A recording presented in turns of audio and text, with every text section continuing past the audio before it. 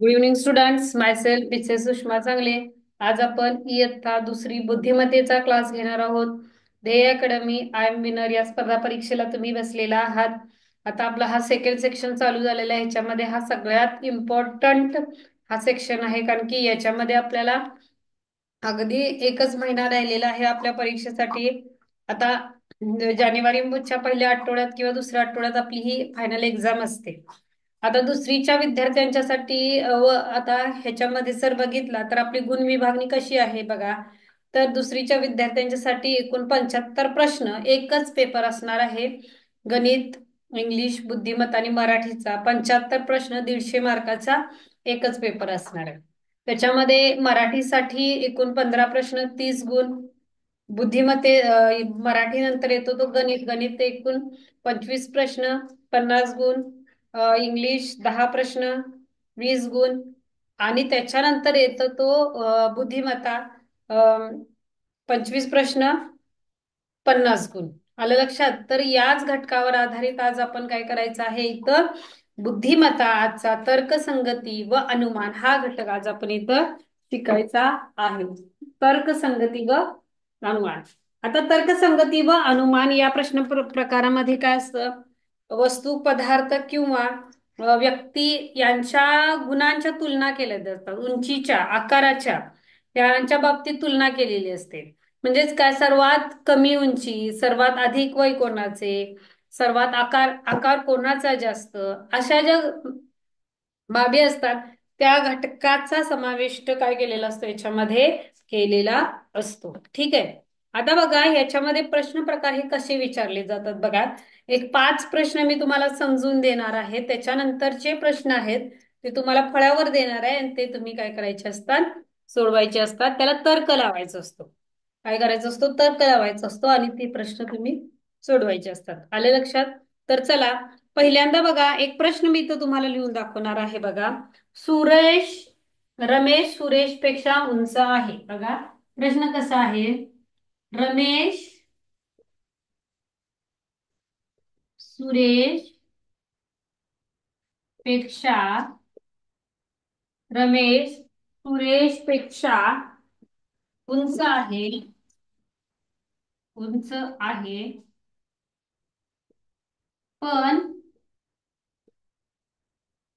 गणेश पेक्षा उंच नाही. गणेश पेक्षा उंच नाही. तर सर्वात उंच कोण? तर सर्वात उंच कोण? अजून एक प्रश्न इथं देणार आहे. आजोबा, बाबा, वडील, नातू. आजोबा, बाबा, वडील,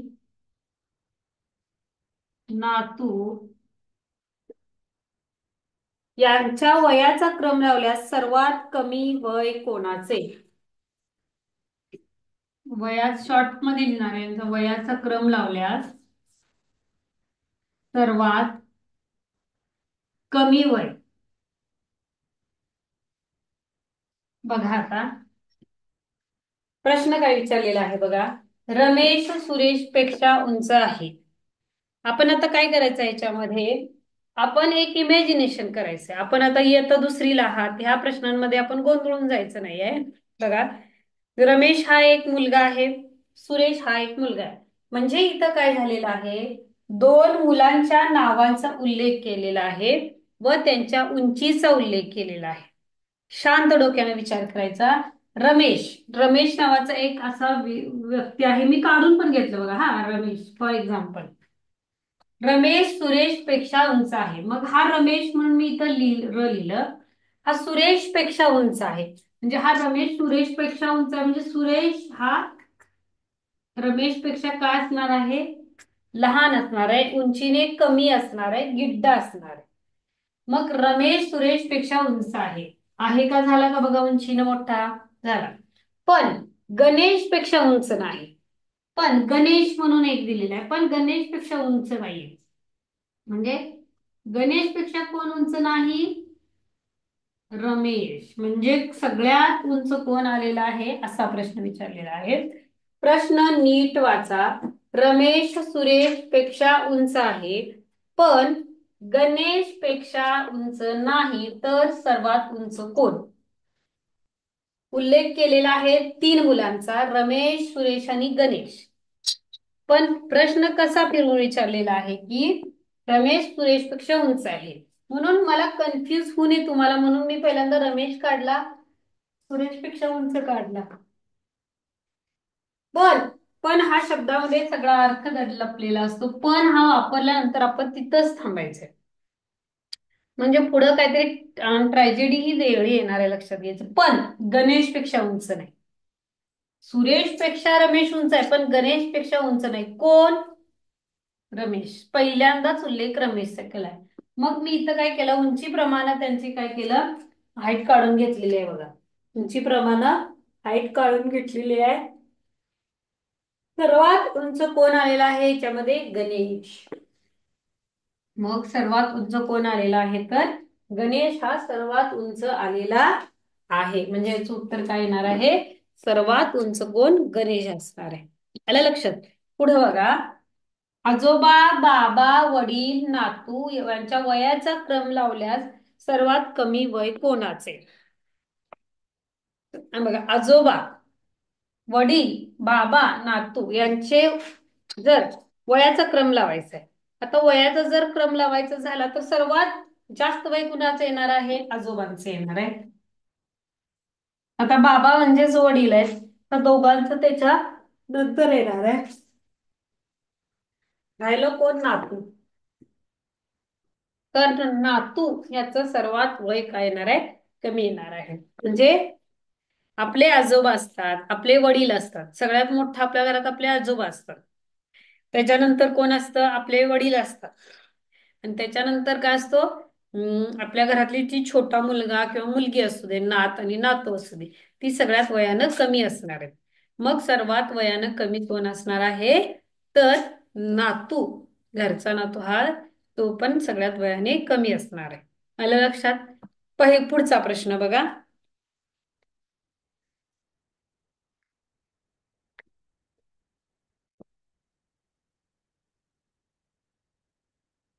ओ पेक्षा आ जड. ओ पेक्षा आ जड. ओ पेक्षा आ जड. अ पेक्षा क हलका. अ पेक्षा क हलका. अ पेक्षा क हलका. तर सर्वात जड कोण? तुम्हाला येत असेल तर सोडू शकता. तर सर्वात जड कोण? दुसरा प्रश्न बघा.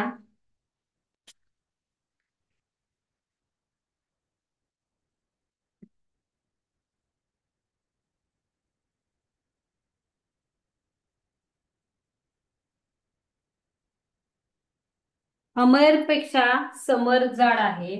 बघा, अमर पेक्षा समर जाड. समर जाड आहे.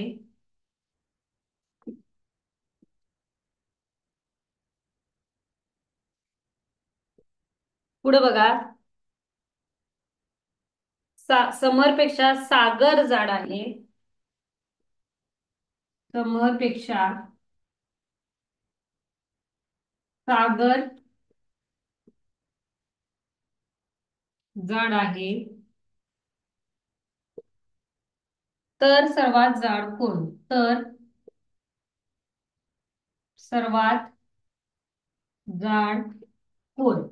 बघा, प्रयत्न करा. 1-2 मिनिटं वेळ देऊया तुम्हाला याचं उत्तर काढण्याचा. थोडासा प्रयत्न करा उत्तर काढण्याचा.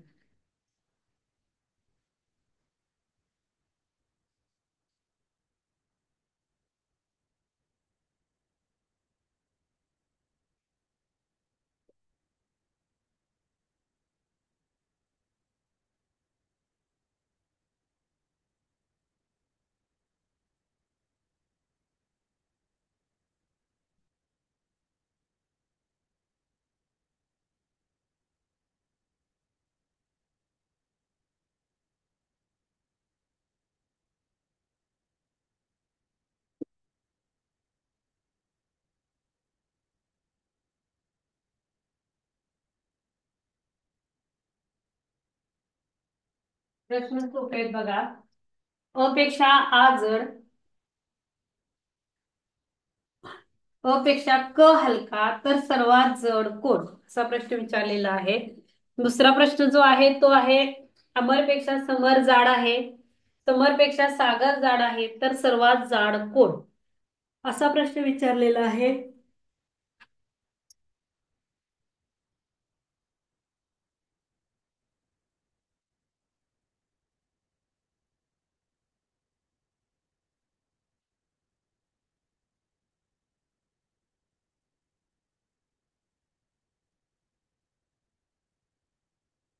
प्रश्न बघा, अ पेक्षा आ जड आहे, अ पेक्षा आ जड आहे, आ ही वस्तू आहे ती अ पेक्षा जड आहे, अ पेक्षा क हलका आहे, अ पेक्षा आ जड आला आणि अ पेक्षा क हलका. हे बघा, जड हलका असं लिहून घेऊया. अ पेक्षा आ जड म्हणजे अ हलका आला, आ जड आला. अ पेक्षा क हलका, परत अ पेक्षा क हलका, परत अ पेक्षा क हलका म्हणजे हलक्यामध्येच येणार, आणि अ पेक्षा आ जड म्हणजे अ हलक्यामध्ये येणार. तर सर्वात जाड कोण, जड कोण, सर्वात जड कोण येणार आहे, आ येणार आहे. सर्वात जाड कोण येणार आहे, जड, तर आ येणार आहे, कारण की आ पेक्षा क आणि अ हे काय आहे, हलके आहे. पुढे बघा, अमर पेक्षा समर जाड आहे. बघा, अमर पेक्षा समर जाड आहे, समर पेक्षा सागर जाड आहे, अमरपेक्षा समर जाड, समरपेक्षा सागर जाड, समरपेक्षा सागर जाड. सोपं आहे बघा, मी फक्त त्यांच्या अ, जाड कोण आणि बारीक कोण तब्येतीनुसार फक्त लिहित गेलो. अमरपेक्षा समर जाड, समरपेक्षा सागर जाड, तर सर्वात जाड कोण, तर सर्वात जाड कोण आलेला आहे, आपला सागर आलेला आहे. सर्वात जाड कोण आलेला आहे, तर सागर हा सर्वात जाड आलेला आहे. आणि लक्षात सगळ्यांच्या, म्हणून याचं उत्तर काय येणार आहे, सागर हे उत्तर येणार आहे. बघा, अमरपेक्षा समर जाड, समरपेक्षा सागर जाड, सर्वात जाड कोण येणार आहे, तर सागर हा सर्वात जाड येणार आहे. बघा, आता अशा प्रकारे ही प्रश्न असतात, आणि काही तोंडी आता प्रश्न मी तुम्हाला वाचून दाखवणार आहे पुस्तकामधील, ती तुम्ही ऐकायचे आणि उत्तर काय येऊ शकतं हे तुम्ही सांगायचं आहे. बघा, विशाल वयाने सुशील पेक्षा लहान आहे, विशाल वयाने सुशील पेक्षा लहान आहे, पण प्रिया विशालपेक्षा मोठी नाही, तर सर्वात लहान कोण. बघा, विशाल हा सुशील पेक्षा लहान आहे, सर्वात लहान आता ह्याच्यामध्ये विशाल आला, पण प्रिया विशालपेक्षा मोठी नाही. प्रिया ही विशालपेक्षा मोठी नाही म्हणजेच प्रिया ही विशालपेक्षा लहान आहे. मग सर्वात लहान कोण येणार आहे, प्रिया येणार आहे. प्रिया विशालपेक्षा मोठी नाही म्हणजे ती विशालपेक्षा मोठी येणार आहे. विशाल वयाने सुशीलपेक्षा लहान आहे, मग सर्वात म्हणजे लहान कोण आलं, मग विशाल लहान आला. आणि विशालपेक्षा मोठी कोण नाहीये, विशालपेक्षा मोठी कोण, प्रिया नाहीये, म्हणजे सर्वात लहान कोण येणार आहे, प्रिया येणार आहे. लक्षात ठेवा. बघा अजून एक, रेश्मा आरतीपेक्षा हुशार आहे, रेश्मा ही आरतीपेक्षा हुशार आहे, पण सानिका इतकी ती हुशार नाही. रेश्मा आरतीपेक्षा हुशार आहे, पण तिच्यापेक्षा हुशार सानिका आहे ना, ती सानिका इतकी हुशार नाही, तर सर्वात हुशार कोण, सर्वात हुशार कोण येणार आहे, तर सर्वात हुशार सानिका येणार आहे. बघा, सर्वात हुशार कोण येणार आहे, तर सानिका येणार आहे. कारण काय प्रश्न विचारलेला आहे बघा, रेश्मा ही आरतीपेक्षा हुशार आहे, पण ती सानिका इतकी हुशार नाहीये, पण ती काय आहे, सानिका इतकी हुशार नाही, तर सर्वात हुशार कोण येणार आहे, तर सानिका येणार आहे, कारण की सानिका इतकी बाकीचे कोणीही हुशार नाहीये. अजून एक प्रश्न बघा, बर्फापेक्षा जिलेबी गोड आहे, बर्फापेक्षा जिलेबी गोड आहे, लाडू जिलेबीपेक्षा गोड आहे, लाडू हा जिलेबीपेक्षा गोड आहे, तर सर्वात गोड कोण. तर काय विचारलेलं आहे, सर्वात गोड कोण? तर बर्फापेक्षा जिलेबी गोड आणि लाडू जिलेबीपेक्षा गोड. तर सर्वात गोड कोण येणार आहे? तर लाडू हा सर्वात गोड येणार आहे. बघा, पुढचा प्रश्न बघा. सुजाताचे अक्षर निलिमापेक्षा सुंदर आहे. काय करायचं अशा वेळेला? ह्या आलेल्यांची नावं लिहून काढायची. सुजातापेक्षा सुजाताचे अक्षर निलिमापेक्षा सुंदर आहे, पण प्रीतीपेक्षा सुंदर नाही, तर सर्वात सुंदर हस्ताक्षर कोणाचे? प्रीतीपेक्षा सुंदर नाही तर सर्वात सुंदर अक्षर कोणाचे, असा प्रश्न विचारलेला आहे. म्हणजे आपण काय करायचं आहे? सुजाताचे अक्षर कुणापेक्षा सुंदर आहे? निलिमापेक्षा. काय आहे? निलिमापेक्षा सुजाताचे अक्षर सुंदर आहे, पण प्रीतीपेक्षा सुंदर नाही. म्हणजे सर्वात सुंदर अक्षर कोणाचे येणार आहे? तर प्रीतीचे अक्षर काय आहे? सर्वात सुंदर आहे. आलं लक्षात? पुढे बघा. महेश मनीष पेक्षा चप्पळ आहे. महेश मनीष पेक्षा चप्पळ आहे. मयूर महेश पेक्षा चप्पळ आहे. म्हणजे महेश हा मनीष पेक्षा चप्पळ आहे, म्हणजे सर्वात या दोघांच्या मध्ये चप्पळ कोणाला? महेशाला. पण मयूर महेश पेक्षा चप्पळ आहे. सर्वात चप्पळ कोण? मग मयूर हा कुणापेक्षा चप्पळ आहे? महेश पेक्षा चप्पळ आहे. म्हणजे सर्वात चप्पळ कोण येणार आहे? तर मयूर येणार आहे. ठीक आहे. पुढे बघा. अजून एक ह्याच्यामध्ये एक उदाहरण तोंडी समजावून सांगणार आहे तुम्हाला.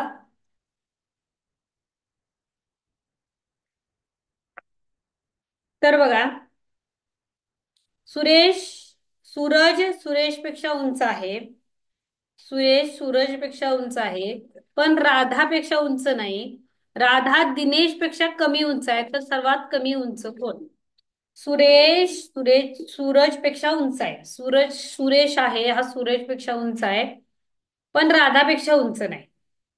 राधापेक्षा तो काय झालेला आहे? सुरेश हा सुरेश हा सूरज पेक्षा उंच आहे, पण राधापेक्षा उंच नाहीये. म्हणजे राधापेक्षा उंच नाहीये म्हणजे लहान आला. राधा दिनेश पेक्षा कमी उंच आहे, तर सर्वात कमी उंच कोण? अशा प्रकारे ही कन्फ्यूज करणारी असतात. त्याच्यामध्ये तुम्ही व्यवस्थित मांडणी करून घेऊन याच्यामध्ये तुम्ही उत्तर काढू शकता. पुढे बघा. आता पुढचा एक घटक आहे ह्याच्यामध्ये. त्या घटकाचं नाव आहे विश्लेषण व घटना. याचं एक उदाहरण देणार आहे आणि एक उदाहरण गेल्यानंतर आपण इथं थांबूया. विश्लेषण व घटना असं आहे त्या घटकाचं नाव.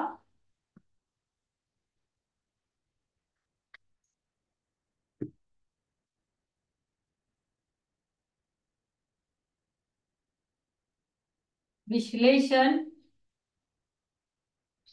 व घटना. आता ह्याच्यामध्ये काय असतं? विश्लेषण व घटनामध्ये या प्रकारात काही माहिती दिली जाते. 2 ते 3 वाक्यात माहिती दिली जाते आणि त्या माहितीच्या आधारावर आपल्याला प्रश्न विचारले जातात आणि ती घटना विचारपूर्वक आपण वाचायची असते आणि विचारलेल्या प्रश्नांची उत्तरे आपल्याला द्यायची असतात. तर विश्लेषण व घटकामध्ये आपल्याला अशी 3 प्रकारची माहिती आपल्या बुकमध्ये दिलेली आहे. त्याच्यामधली एक जी आहे, एक घटना मी इथं लिहून देणार आहे आणि त्याच्या प्रश्नांची उत्तरं मी समजून सांगणार आहे. राहिलेले जो आहे प्रश्न क्रमांक 1 आणि प्रश्न क्रमांक 3, तो तुम्ही स्वतः डोकं चालवून तो सोडवायचा आहे. लक्षात? बघा इथं मी तो लिहित आहे. बघा, विश्लेषणाची जी घटना दिलेली आहे ती, संदीप रोहित व जयेश हॉकी खेळतात. संदीप रोहित व जयेश हॉकी खेळतात.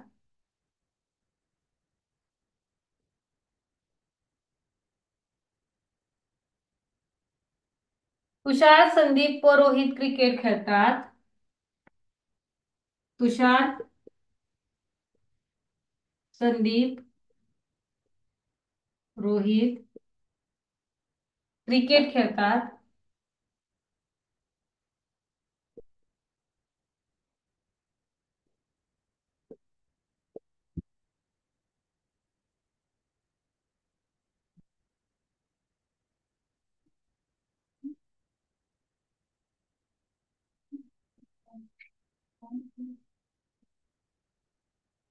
पुढं बघा.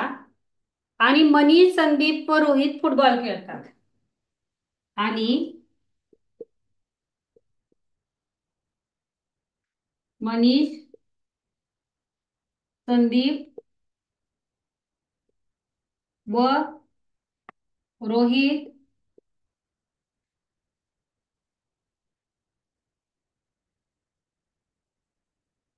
फुटबॉल खेळतात. बारीक लक्ष द्यायचं आहे. प्रश्न ह्याच्यावर अगदी व्यवस्थित विचारतात. बरीच मुलं ह्याच्यावर काय करतात, प्रश्न चुकतात.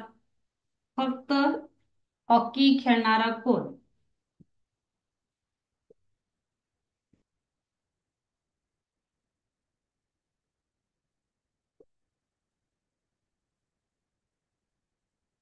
दुसरा प्रश्न आहे, तुषार कोणता खेळ खेळतो?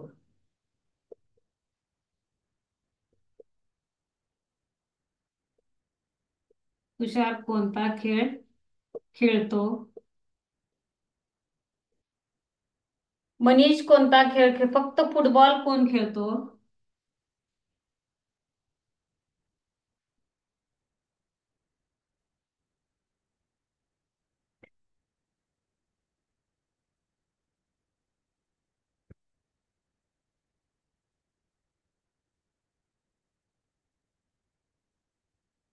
फक्त फुटबॉल कोण खेळतो? तिन्ही खेळ कोण खेळतो? पुढचा प्रश्न बघा, तिन्ही खेळ कोण खेळतो?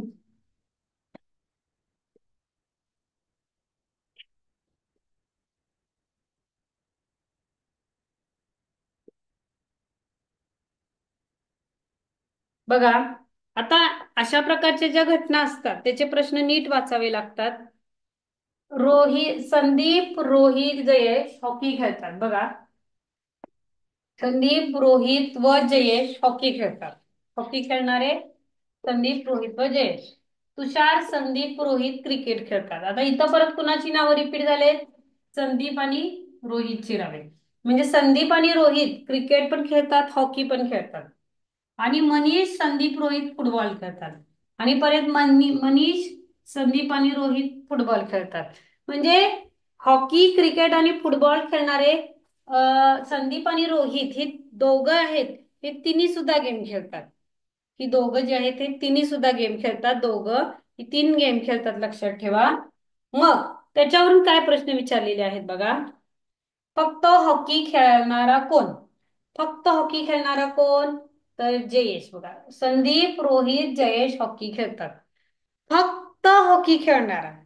आता त्याच्यामध्ये बरीच मुलं संदीप, रोहित, जयेश हॉकी खेळतात लिहितील, पण फक्त हॉकी जयेश खेळतो. कारण की संदीप रोहित क्रिकेट, फुटबॉल सुद्धा खेळतात, फक्त हॉकी खेळत नाहीत. हे सगळ्यात इम्पॉर्टंट आहे. फक्त हॉकी हा जयेश खेळतो. संदीप व रोहित हॉकी, फुटबॉल आणि क्रिकेट तिन्ही गेम खेळतात. त्यामुळे फक्त हॉकी खेळणाऱ्यामध्ये या दोघांची नावे येणार नाहीत. फक्त हॉकी खेळणारा जयेश.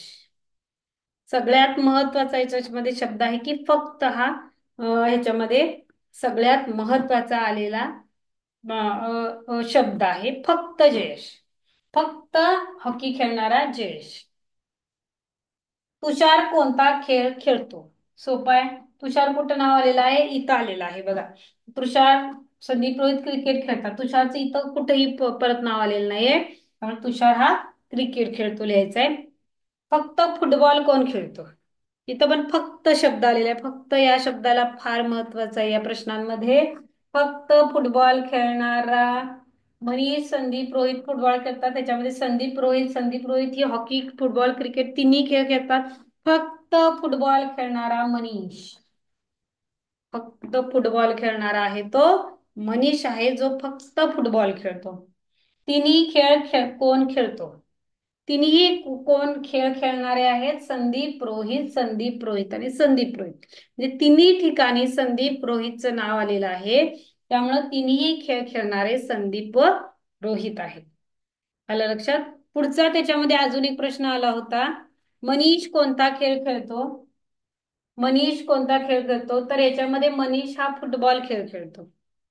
तिन्ही परत प्रश्न, तिन्ही खेळ खेळणारे म्हणजे तिन्ही ह्याच्यामध्ये क्रिकेट, फुटबॉल आणि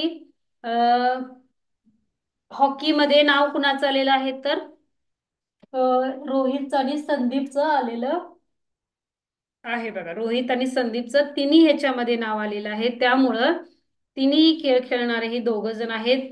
फक्त हॉकी खेळणारा जयेश आहे, फक्त क्रिकेट खेळणारा तुषार आहे, फक्त फुटबॉल खेळणारा मनीष आहे. म्हणजे जो कोणी मुलगा फक्त एकच खेळ खेळतो त्याला फक्त हा शब्द वापरावा लागतो. अशा प्रकारे आपल्याला विश्लेषण व घटना हा पाठ दिलेला आहे. आज आपण दोन घटक घेतले. याच्यामध्ये घेतलेला आहे तो तर्कसंगती व अनुमान, विश्लेषण व घटना हे दोन घटक घेतलेले आहेत. इयत्ता दुसरी बुद्धिमत्तेचा आज आपला क्लास होता. दुसरी बुद्धिमत्तेसाठी जो आज आपण विश्लेषण, घटना व तर्कसंगती अनुमान घेतलेला आहे त्याच्यावर आधारित तुम्ही ते राहिलेले दोन जे आहेत उत्तर आहेत ते तुम्ही घरी सोडवायचे आहेत. म्हणजे तुमचं एक्स्ट्रा प्रॅक्टिस होईल. मी तर तुम्हाला शिकवलेलंच आहे कशा प्रकारे तुम्ही अभ्यास करायचा आहे. पाठांतर चालू ठेवा, म्हणी, वाक्यप्रचार हे सगळं तुम्ही आता काय करायचं आहे, चालू ठेवायचं आहे. परीक्षा आपली जवळ आलेली आहे. ओके. राहिलेला जो अभ्यास आहे तो तुम्ही घरी करायचा आहे. म्हणजे दोन फक्त आपल्याला उतारे राहतात त्याच्यावर आधारित तुम्ही छान घरी अभ्यास करू शकता. थँक्यू.